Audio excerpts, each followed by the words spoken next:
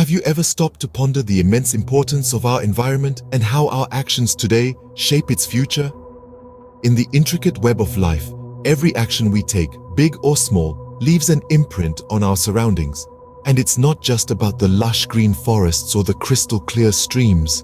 It's about the air we breathe, the water we drink, and the soil that nurtures our food.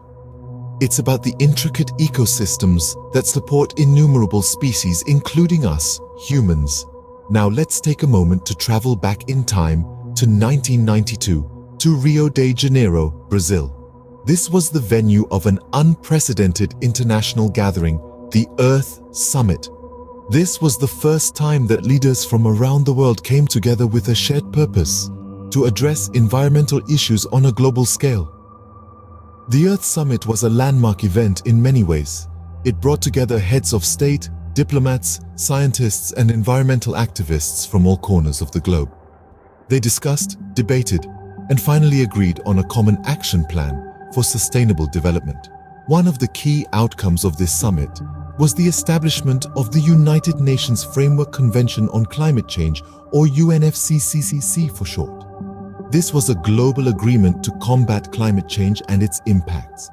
It acknowledged that the Earth's climate was changing due to human activities and that urgent action was needed to reduce greenhouse gas emissions. The Earth Summit and the subsequent establishment of the UNFCCC marked a significant shift in how the world viewed environmental conservation. It was no longer seen as a peripheral issue, but as a central aspect of global development and survival. Each one of us plays a role in this grand scheme of environmental conservation. Whether it's reducing our carbon footprint, recycling waste, or advocating for cleaner energy, our actions today shape the world of tomorrow. The Earth Summit set the stage for global environmental conservation, but it was just the beginning.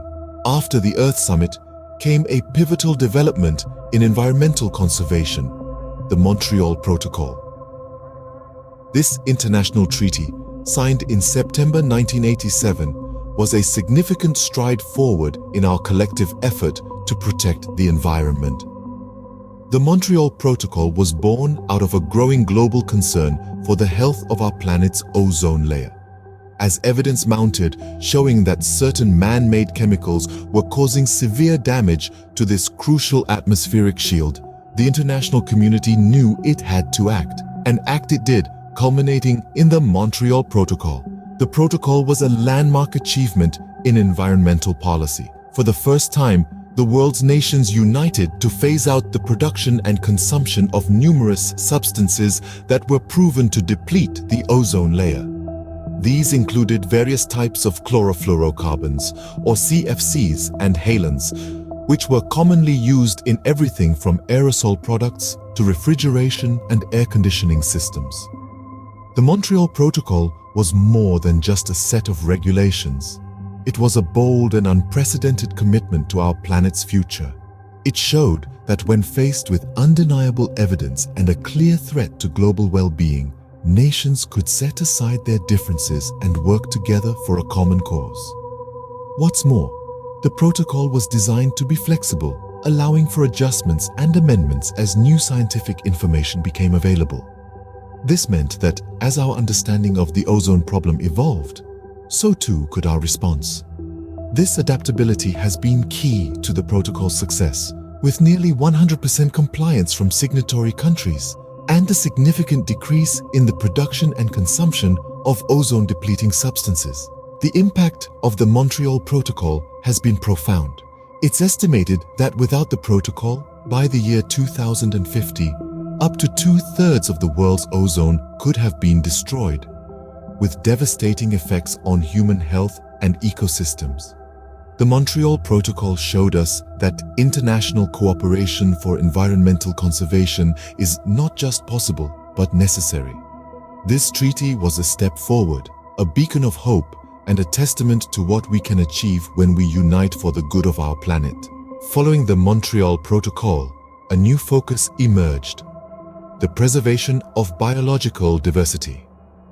In the heart of this evolution was the Convention on Biological Diversity, or CBD, a landmark agreement that recognized the critical importance of protecting Earth's rich tapestry of life. The Convention on Biological Diversity was birthed from the Earth Summit in Rio de Janeiro in 1992. It brought together world leaders with a shared vision to safeguard the diverse forms of life on our planet. But what does this diversity actually mean, and why is it so important? Biological diversity or biodiversity refers to the variety of life on Earth. It's not just about the countless species of plants, animals, and microorganisms, but also the complex ecosystems they form, from the smallest pond to the largest forest. Biodiversity is life's insurance policy, ensuring resilience in the face of change. It provides us with food, clean water, medicines, and a stable climate. In essence, without biodiversity, there is no life. The CBD has three main objectives. First, the conservation of biological diversity. This means protecting species and ecosystems from extinction or degradation. Second, the sustainable use of its components. This involves managing natural resources in a way that meets our needs without compromising future generations. And third, the fair and equitable sharing of benefits arising from genetic resources. This ensures that the countries and communities that maintain biodiversity are recognized and rewarded. Implementing these objectives is a complex task requiring cooperation at all levels, from local communities to international organizations. But the benefits are immense. By preserving biodiversity, we ensure our own survival. We protect our food supplies, strengthen our health systems, and safeguard our climate. The Convention on Biological Diversity is more than just an international treaty. It's a global commitment to respect and preserve the myriad forms of life that share our planet.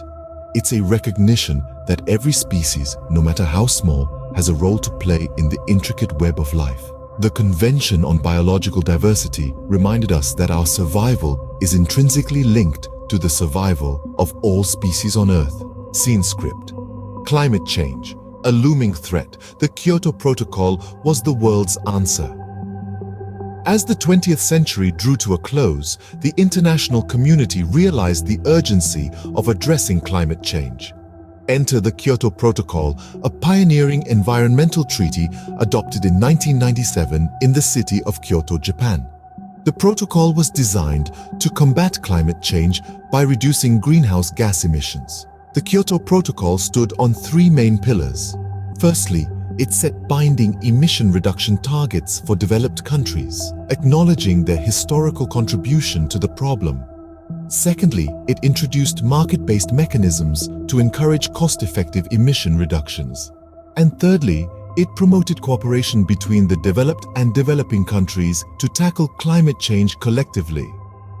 Each participating country was given a specific target to reduce their greenhouse gas emissions by a certain percentage below 1990 levels within a certain time frame.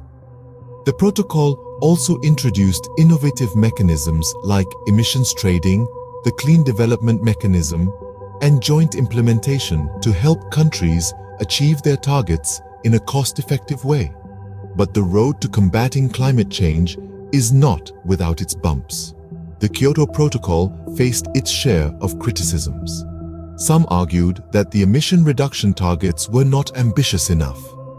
Others pointed out that major emitters like the United States and China were not bound by the protocol.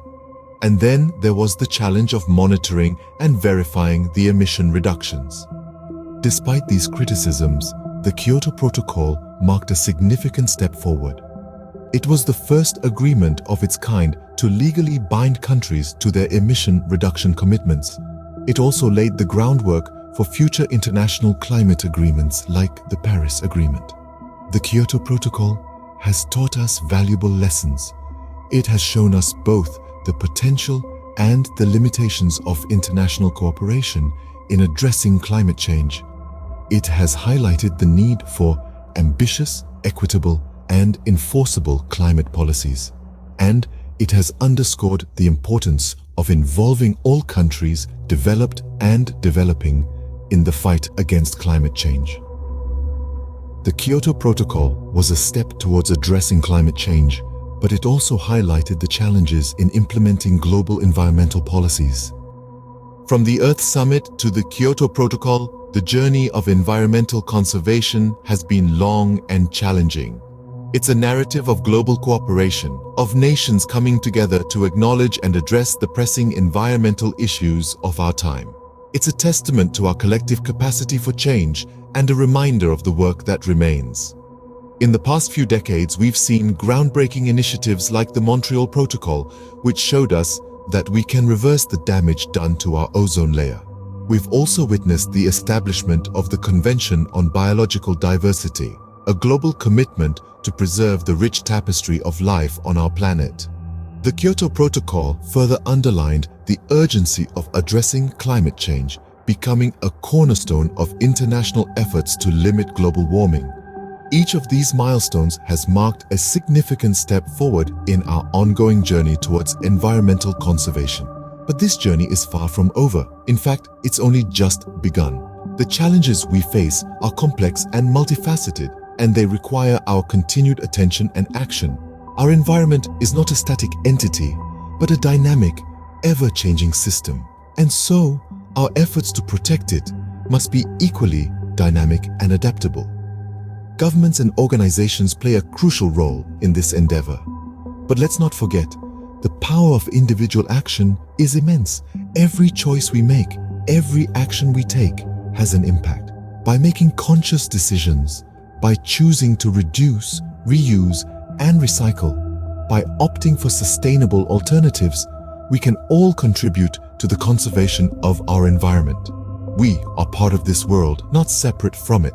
Our fates are intertwined with those of the countless species that share this planet with us. And so, we bear a collective responsibility to protect and preserve it. As we move forward, let us remember that the future of our environment lies in our hands.